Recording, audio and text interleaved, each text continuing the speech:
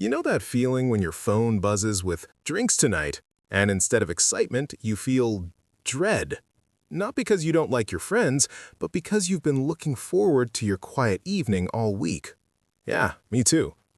And if you've ever felt guilty about choosing solitude over socializing, this video might just change how you see yourself. There's this moment that happens to me every Sunday morning. I wake up, make my coffee, and sit by the window, watching the world wake up. No podcast, no scrolling, just existing. And it's honestly one of the best parts of my week.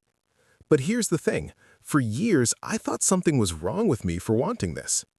Society has this weird narrative that if you enjoy being alone, you're either antisocial, depressed, or going through something. But psychology tells us a completely different story. Dr. Marty Olson-Laney, who studies introversion, found that people who prefer solitude actually have more active prefrontal cortexes.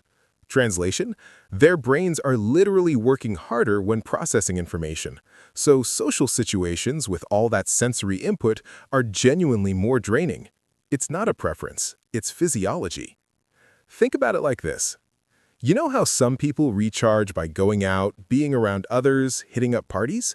People who like being alone are the exact opposite. That alone time isn't isolation, it's restoration. It's when your brain finally gets to process everything it's been holding in. I remember this one time in college. My roommate came home after a night out absolutely energized, ready to tell me everything.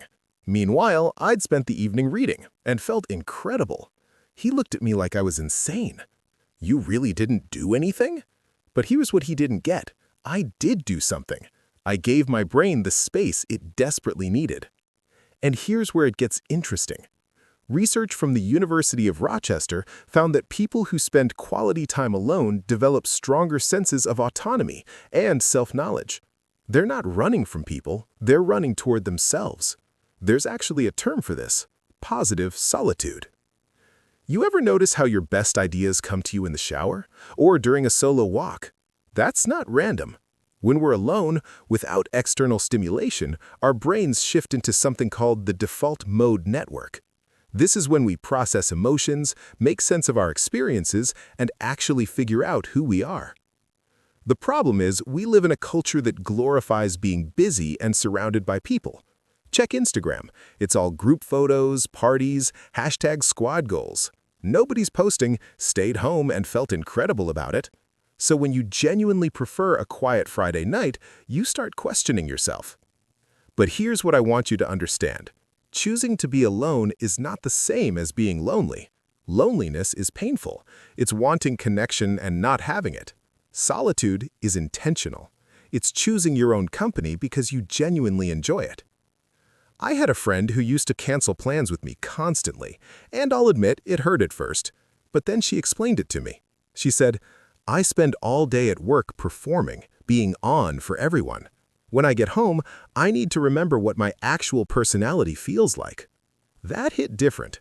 She wasn't rejecting me, she was protecting herself. And if you're someone who likes being alone, you've probably developed this rich inner world that most people don't even know exists. You notice things. You think deeply. You've probably had full conversations with yourself that were more interesting than some actual conversations you've had with people. So if you're watching this and you've ever felt weird about turning down invitations, or spending your Saturday alone, or genuinely preferring your own company, you're not broken. You're not antisocial. You're not missing out. You're just someone who understands that sometimes the best company you can keep is your own. If this resonated with you, leave a comment telling me what your favorite solo activity is. And if you know someone who needs to hear this, share it with them. Sometimes people just need permission to be themselves.